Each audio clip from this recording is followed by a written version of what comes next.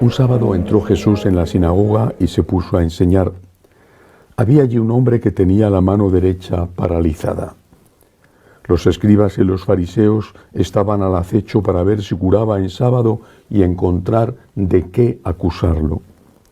Pero él conocía sus pensamientos y dijo al hombre de la mano atrofiada: «Levántate y ponte en medio». Y levantándose, se quedó de pie. Jesús les dijo: «Os voy a hacer una pregunta. ¿Qué está permitido en sábado? ¿Hacer el bien o el mal? ¿Salvar una vida o destruirla?». Y echando en torno una mirada a todos, le dijo: «Extiende tu mano». Él lo hizo y su mano quedó restablecida. Pero ellos, ciegos por la cólera, discutían qué había que hacer con Jesús. Palabra del Señor. Gloria a ti, Señor Jesús. Hoy la Iglesia celebra la memoria litúrgica de Santa Teresa de Calcuta, la Madre Teresa. En la memoria de muchísimos de nosotros está su rostro arrugadito, está el ejemplo de una vida entregada a los más pobres de los pobres. La única monja, y que yo sepa, el único consagrado, hombre o mujer, que ha recibido el Premio Nobel de la Paz. Una persona, una mujer extraordinaria.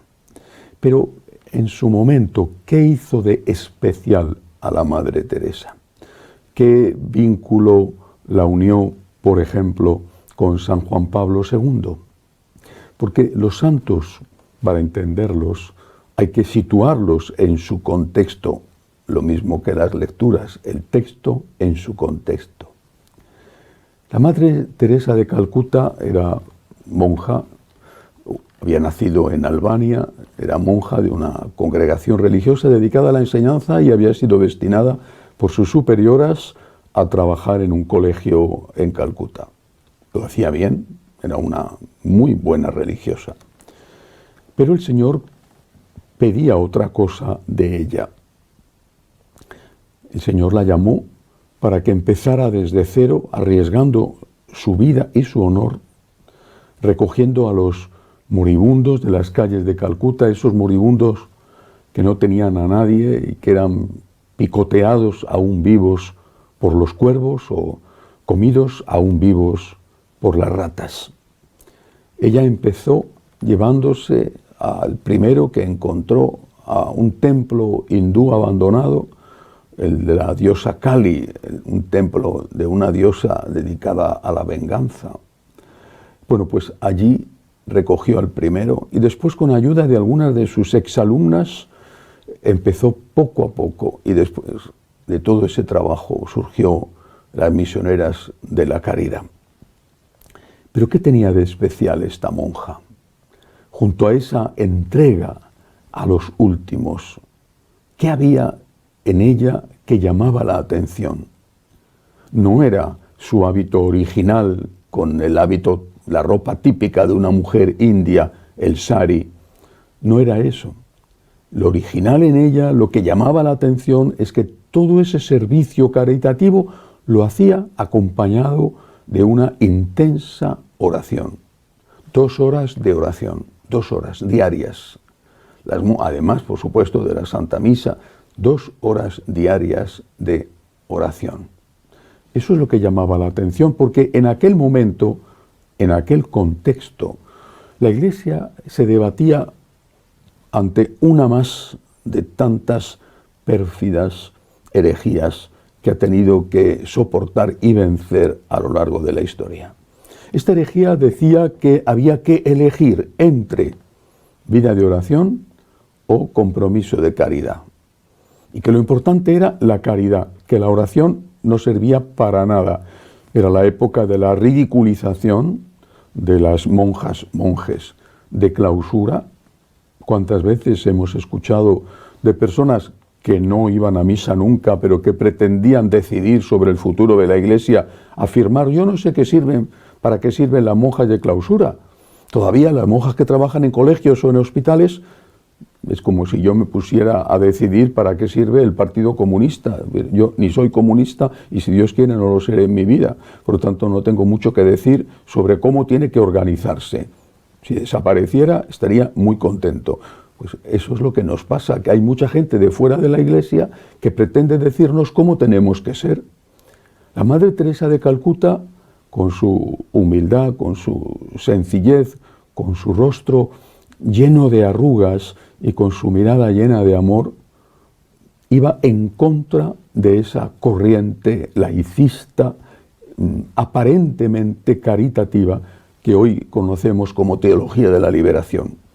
Hay que estar al lado de los pobres y hay que estar de rodillas ante el sagrario. Eso fue lo que la hizo especial. No se puede separar la caridad de la vida espiritual. Si quieres tener verdadera caridad y aguantar en un trabajo tan exigente, muchísimo más de todo lo que han hecho en toda su vida todos los teólogos de la liberación, que generalmente han sido señoritos de biblioteca, pues ella de verdad, al lado de los últimos, jugándose la vida porque podía contraer enfermedades o podía ser atacada, ella rezaba y trabajaba, rezaba y servía. Hay una anécdota que ejemplifica muy bien esto que digo. En una ocasión, la superiora de uno de sus conventos en un país de África estaba con la comunidad desbordada por el trabajo que tenían que hacer. Los pobres eran tantos que las monjas no daban abasto. Y escribió a la Madre Teresa. Madre, le dijo, tenemos demasiado trabajo, no podemos atender bien a todos estos pobres. Por favor, Madre, permítanos que en vez de 2 horas de oración, hagamos solo una hora de oración, que para la inmensa mayoría de los religiosos es algo que ni de lejos observan. Permítanos, le pidió a aquella Madre Superiora, que en vez de 2 horas hagamos una. La respuesta de la Madre Teresa fue fulminante. En vez de 2 horas, hagan ustedes 3.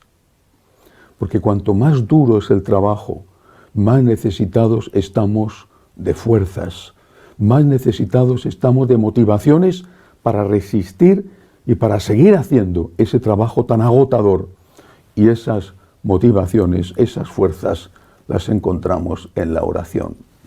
Durante 2 años estuve yendo a trabajar por las noches, obviamente no todas las noches, pero sí con frecuencia, en el centro o uno de los centros que tienen las monjas de la Madre Teresa en Madrid, uno que tienen cerca del antiguo estadio de fútbol del Atlético, al lado del Manzanares.